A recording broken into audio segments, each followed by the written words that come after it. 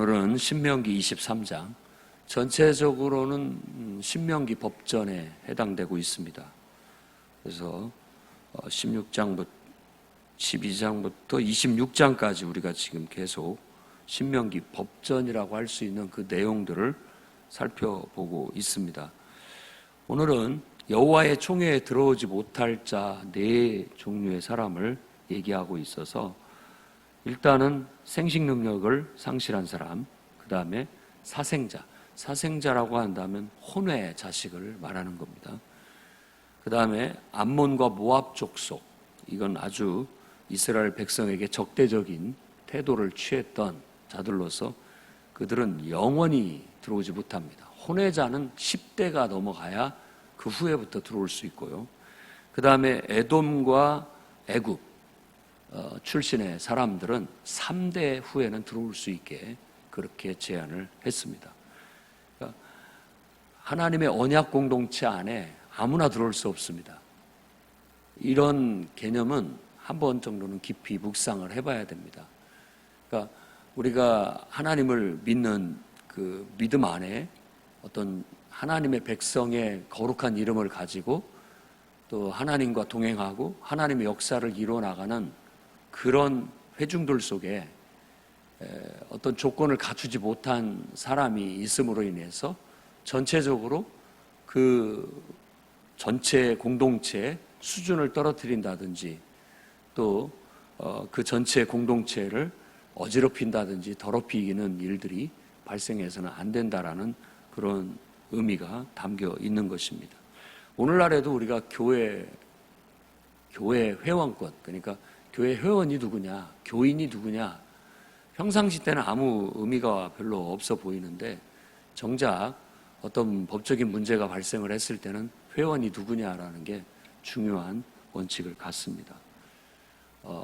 성경 말씀 그대로 비루한 자들이 들어와서 전체를 혼란스럽게 할 수 있습니다.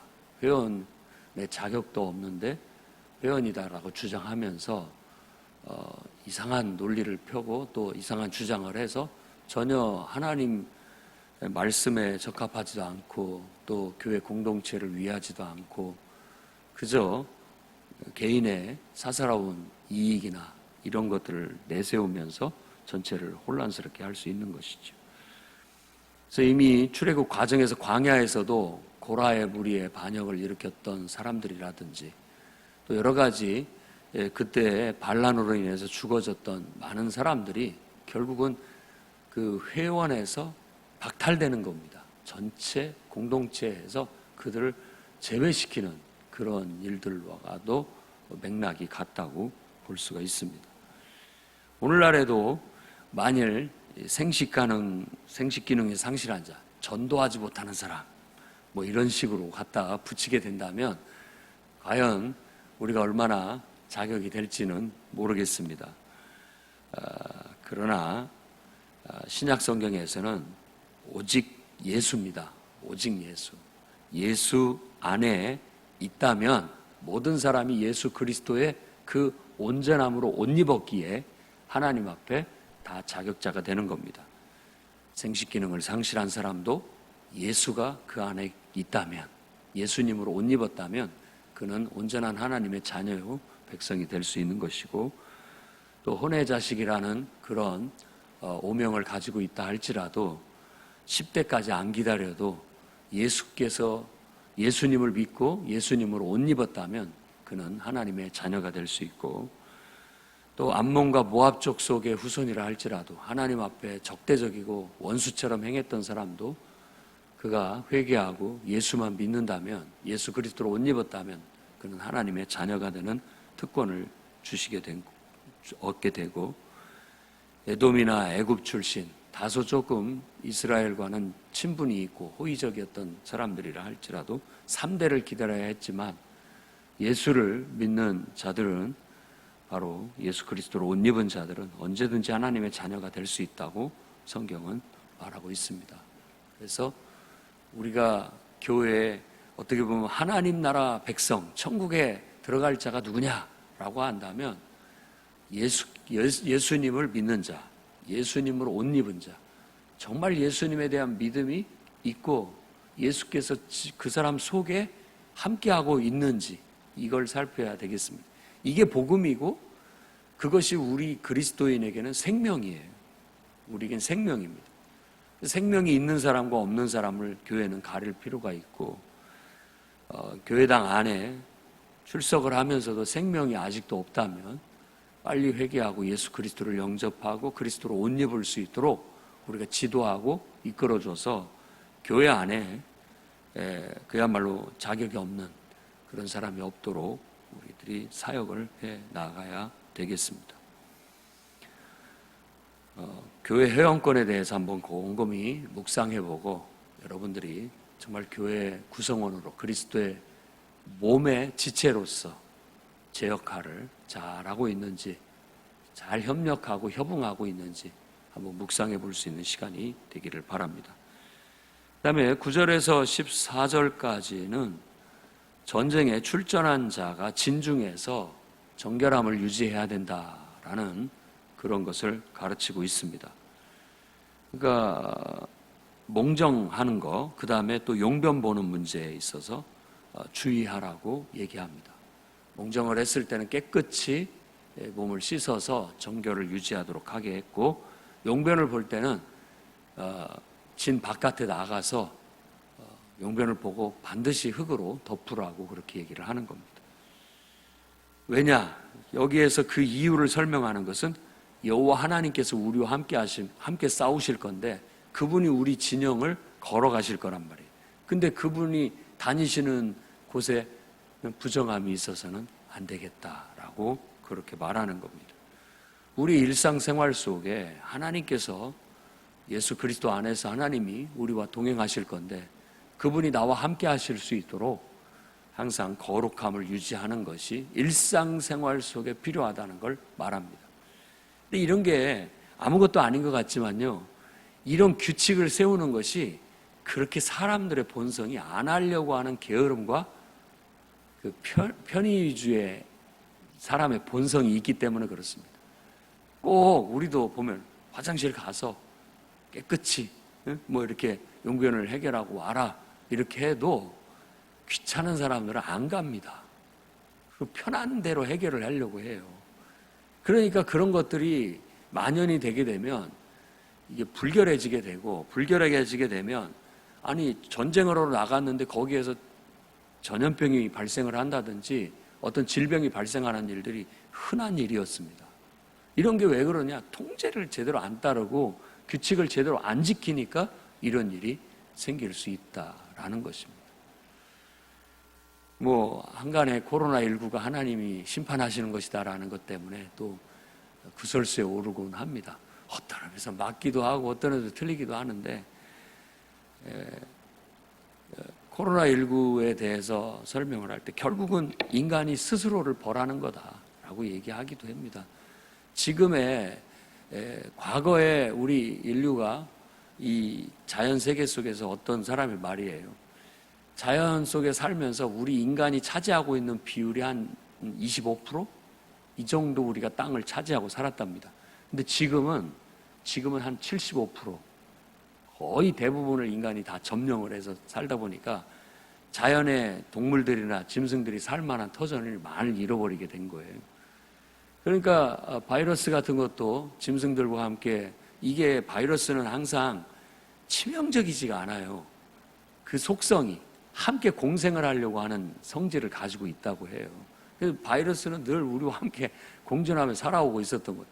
근데 동물들에 기생하면서 살아야 되는데 이게 인간들이 너무나 많은 영역을 차지하니까 바이러스가 생존을 위해서 택한 게 누구냐? 인간이라는 거예요. 왜냐하면 짐승들이 많이 없어져 버리고 사람들이 너무나 많아지다 보니까 그런 것들로 인해서 오히려 찾아오게 되는 자연적인 어떤 인간 스스로가 스스로의 어떤 결정과 행동을 환경의 변화로 인해서 찾아오게 된 것이다 라고 얘기합니다. 그뿐만이 아니라 그걸로 인해서 앞으로 기후 문제라든지 자연의 재해라든지 아마 편하게 살기는 많이 힘들어질 것 같아요. 문명과 기술은 발달을 했으나 또 다른 우리는 보복을 지금 당하고 있다고도 볼 수 있습니다. 어쩌면 바벨탑을 무너뜨리듯이 우리의 문명의 이기를 많이 포기해야 오히려 더 사람이 살만한 이 지구가 될지도 모르겠습니다. 아무튼 우리가 정결을 유지하지 않으면, 우리가 뭔가 절제하지 못하고 우리가 규칙을 제대로 지키지 않고 따르지 않는다면 우리가 살아가는 이 세상은 아주 살기 어려운, 그야말로 거룩함을 잃어버린, 어떤 질서를 잃어버린, 이제 통제 불가능한 그런 세상이 되버릴 수 있다라는 겁니다.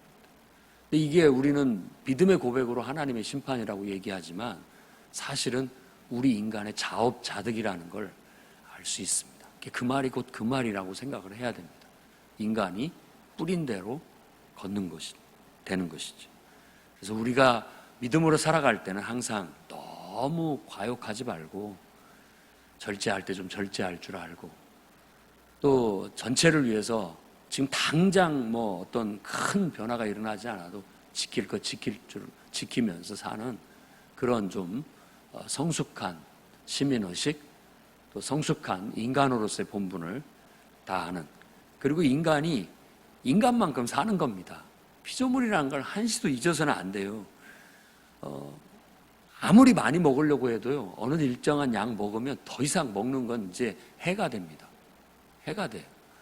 그리고 뭐든지 마음껏 해보고 싶지만 항상 마음껏 하려고 하면 문제가 생깁니다.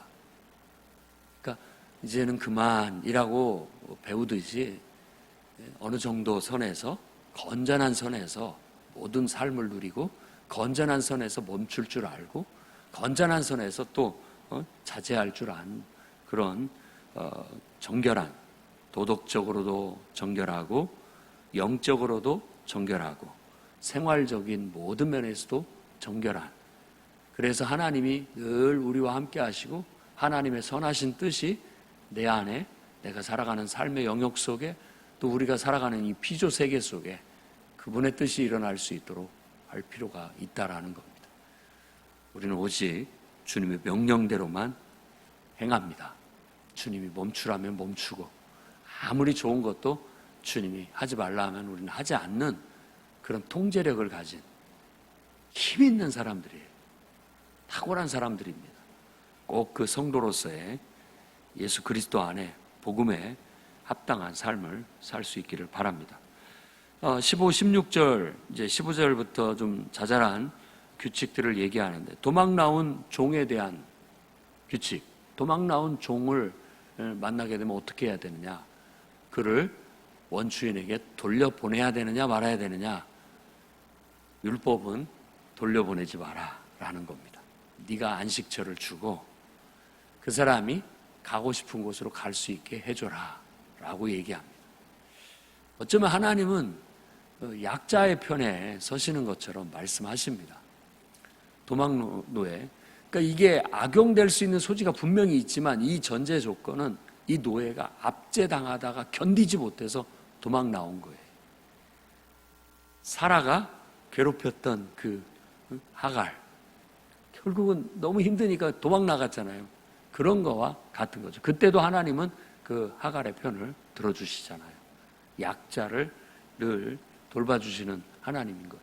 그러니까 어느 선에서는 다 같이 잘 살아야 되는데 정말 어떤 죽이도록 살 수 없을 정도까지 되게는 하지 말아야 된다라는 게 이 율법의 정신이에요.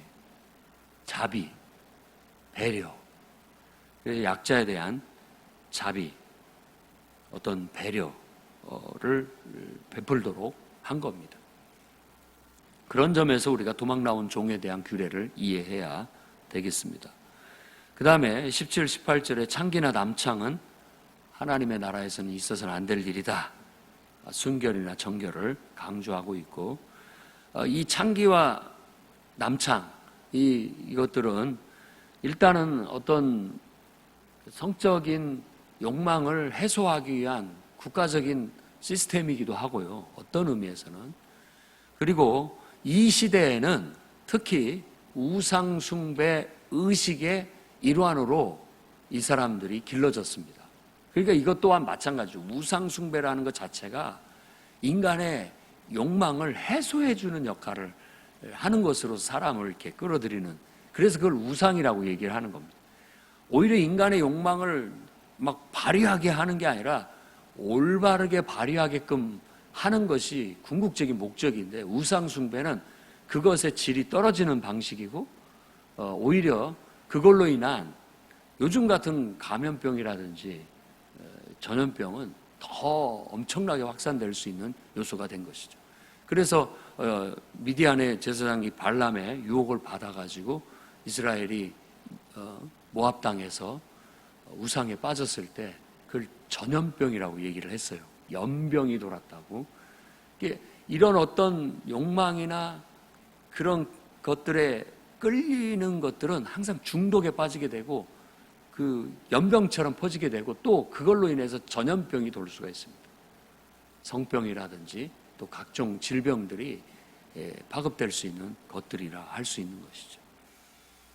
그래서 이런 것들은 철저히 금하되 강력한 금지의 명령의 하나의 정신으로 가증한 소득은 하나님의 전에 가져오지 말아라 라고까지 단호하게 얘기를 하고 있습니다. 아예 그런 사람들은 하나님이 기뻐하시지 않는다라는 것을 말하고 있는 것이지요. 그리고 또한 이 가증한 소득을 하나님 전에 가져오지 말라라는 것은 우리가 깊이 생각해 봐야 할 문제인 것입니다. 그래서 항상 우리는 살아도 주를 위해, 죽어도 주를 위해 사는 사람이고 죽는 사람들이니 하나님이 부정하게 여기는 것들, 가증하게 여기는 것들은 가까이 하지 않고 애시당초 제외하는 것이 바람직하다는 걸 기억해야 되겠습니다. 그리고 이제 19절, 20절에 이자를 받지 말도록 하는 것. 형제에게, 동족들에게는 어떤 이자도 받지 말라라는 겁니다. 그게 이 구워주는 사람의 마음이 돼야 됩니다. 왜냐하면 어려우니까 빌리러 왔잖아요. 근데 그 어려운 사람의 더 이제 요즘 저축은행이나 이런 데는 어려운 사람들이 이제 시중 일반 은행을 못 가는 사람들이 거기 가는데, 거기 가는 사람한테는 이자를 몇 배로 받습니다. 또 그런 사람도 못 가, 거기도 못 가는 사람은 이제 사채를 쓰게 되는데, 사채 이자는 더 무섭죠. 더 크게 받아요. 이상한 논리예요. 어려운 사람은 더 이자를 싸게 줘서 살 수 있는 길을 줘야 되는데, 어려운 사람, 신용이 낮은 사람일수록 더 큰 이자를 물게 만들어요. 그게 죽어라 하는 거죠.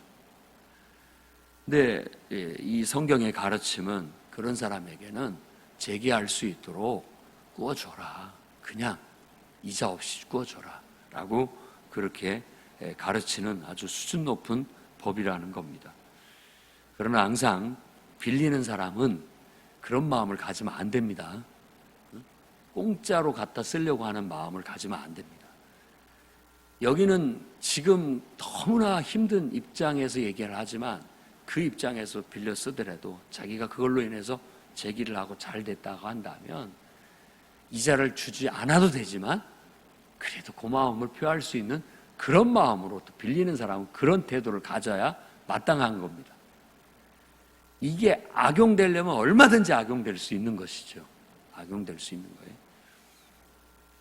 그래서 우리는 하나님의 선한 뜻을 쫓아가는 사람들이니 이와 같이 이웃사랑을 실천하라 라고 가르치고 있는 겁니다. 그리고 21절에서 23절에는 서원한 것은 반드시 지켜라. 차라리 서원 안 하면 죄가 되지 않겠지만 입으로 약속을 했다면 그 약속은 반드시 지켜야 할 것이다. 특히 하나님 앞에 한 약속 반드시 지켜야 된다라는 거예요. 그러니 약속에 대한 신중함, 태도가 필요합니다. 함부로 약속하면 안 돼요. 신중하게 우리가 약속을 했을 때는 하나님 앞에 한 것처럼 약속을 지켜야 됩니다. 그래서 아버지 학교니 어머니 학교니 이 모든 것들이 바로 기독교의 운동으로서 아버지들이 좀 약속을 지키고 살자. 그 약속이 뭐냐? 아니, 결혼 서약은 지키고 살아야 될 거 아니냐? 어떻게 결혼 서약을 했으면서 그렇게 그걸 지키지 않고 사느냐? 가정을 소홀히 여기고 배우자에게 부정을 행하고 자녀들에게 소홀히 한다면은 그 결혼 서약에 위배된 것이다 라는 거예요. 그래서 다시 한번 내가 결혼 서약을 했던 것들을 짚어보게 하고 그 서약대로 똑바로 살도록 지도하는 것이 바로 그 아버지 학교 또 어머니 학교의 역할인 거예요. 사람이 그런 것들을 제대로 못 지키는 거죠. 그러니까 우리 성도들이, 기독교인들이 먼저 신중한 약속, 그리고 한번 한 약속은 꼭 지킨다라는 언행일치의 그런 실천들을 하게 된다면 기독교인은 신뢰받게 될 겁니다. 성도들은 그 이름 자체로 신뢰받게 되고 신용을 얻게 돼서 사회적으로도 여러분들이 칭찬을 받게 될 수 있을 겁니다. 우리는 하나님을 믿는 사람이기 때문에 반드시 말한 것은 꼭 지킵니다. 약속대로. 대개 사람들이 그러지를 못하기 때문에 그렇게 얘기를 하는 거예요. 좁은 문이에요. 실천하는 것은 좁은 문, 좁은 길이에요. 말하기는 쉽지만 그때 당시에는 꼭 할 것 같이 얘기하지만 일단 자기가 원하는 것을 얻고 나면 그 다음에 생각이 확 달라져요. 그냥 달라집니다. 내일 생각이 달라져요. 금방 달라져서 편한 쪽으로 생각을 하려고 하고 자기한테 이로운 쪽으로만 자꾸 생각을 하려고 해서 금방 변하게 되는 거예요. 뭐 예배를 드리고 기도를 할 때는 막 하나님 앞에 막 이렇게 다 하고 싶은 마음이 있어서 막 약속이 드는데 당장 예배당 문을 나가서 집으로 들어가면 그때 또 생각이 달라지고 모든 마음 자세가 틀려져 버리게 된다라는 것이에요. 그러니 신중하게 또 신중하게 실천 가능한 것들을 하나님 앞에 약속하고 그것을 약속했다면 반드시 그것은 지켜야 된다라는 그런 정신으로 우리가 살아가야 신뢰를 얻을 수 있고 하나님 앞에서도 복을 받을 수 있다라는 거예요. 우리가 가난한 사람, 연약한 사람한테 잘해주고 또 하나님 앞에도 이렇게 신실하게 하면 하나님도 우리를 그렇게 대해줍니다. 하나님께서도 우리가 가난할 때, 어려울 때 하나님께서도 우리에게 호의적으로 대해주시고 다른 사람도 내가 어려울 때 나를 도와주게 될 겁니다. 그런 삶이 이루어질 수 있도록 우리가 뿌린 대로 거두는 것이니 항상 매사에 좋은 것으로 뿌려 여러분이 어려울 때 또한 여러분들에게도 하나님의 은혜가 하나님의 돕는 손길이 범사에 나타날 수 있기를 바랍니다. 그 다음에 24절에는 아주 이웃사랑의 또한 실천의 한 면을 강조하고 있습니다. 이웃의 포도원에 들어가서 배불리 먹기는 해도 그것을 그릇에 담아 나올 수는 없다. 그리고 곡식밭에 들어가서 손으로 이삭을 따서 비벼 먹을 수는 있어도 낫을 대지는 못한다 라는 게 가난한 자에 대한 최소한의 배려, 복지 시스템인 거예요. 그러니까 와서 밥은 먹고 갈 수 있지만 뭐 이렇게 돈을 주지는 않는 거예요. 돈을 주지는 않는 정신, 그런 정신입니다. 그래서 사회적 약자에 굶어 죽을 수 있는 일들은 면하게 해주지만 그들에게 스스로 일어설 수 있는 그런 힘까지도 뺏어서는 안 되는 겁니다. 스스로 일어설 수 있어야 돼. 밥은 먹여준다. 하지만 그 이상을 도와줄 수는 없어요. 스스로가 게으르고 스스로가 노력하지 않는다면 누구도 도와주지 않습니다. 일어설 수 없는 거죠. 그러니까 굶어 죽게 하지는 않지만 스스로가 일어나게 하는 것이 복지 시스템인 거예요. 그런데 굶어 죽지는 않는다는 것 때문에 지금도 국가의 복지 제도 하에서 지원금을 받아 그냥 굶어 죽지 않고 살면 그만이다 생각하고 노력하지 않고 애쓰지 않는 사람들이 비일비재합니다. 그게 사람의 본능이에요. 본성이라니까요. 어째 사람이 그런지 모르겠어요. 우리 같으면 안 그럴 것 같은데 우리도 어느 순간 나도 모르는 사이에 그런 것에 길들여지면요 편하고 좋으니까 그냥 사는 거예요. 왜 불황자들이 저렇게 신문지 깔고 역전해서 이렇게 자고 있는지 우리는 그 심리를 이해를 못 하는데요. 사람이 한번 마음을 놔버리고 그런 생활에 길들여지면요 편하다고 합니다. 아무 걱정할 것도 없고 책임질 것도 없고 그렇죠. 근데 묘하게 그런 삶이 편한 것 같지만, 신체적으로 정신적으로 편한 것 같지만 아무런 가치를 느낄 수가 없고 삶의 의미를 찾을 수가 없어요. 그런 걸 생각하면 그야말로 인생 말종이 되는 거죠. 아무런 가치도 없고 의미도 없는 인생을 살게 되는 것이. 그래서 우리는 이런 어떤 먹고 사는 것만으로 사는 게 아니에요. 사람이 하나님의 말씀으로 사는 거예요.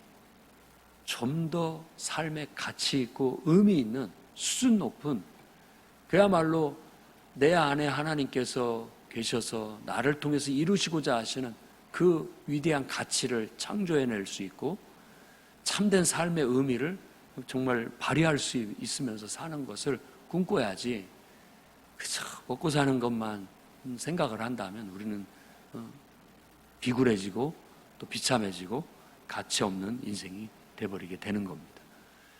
오히려 어떻게 사느냐, 좀 더 가치 있게, 좀 더 수준 있게, 여러분들이 의미 있게, 보람되게 그렇게 살려고 오늘 또 하나님 앞에 구하고 찾고 두드리며 나아갈 수 있기를 주의 이름으로 축원합니다. 기도하겠습니다. 거룩하신 주님,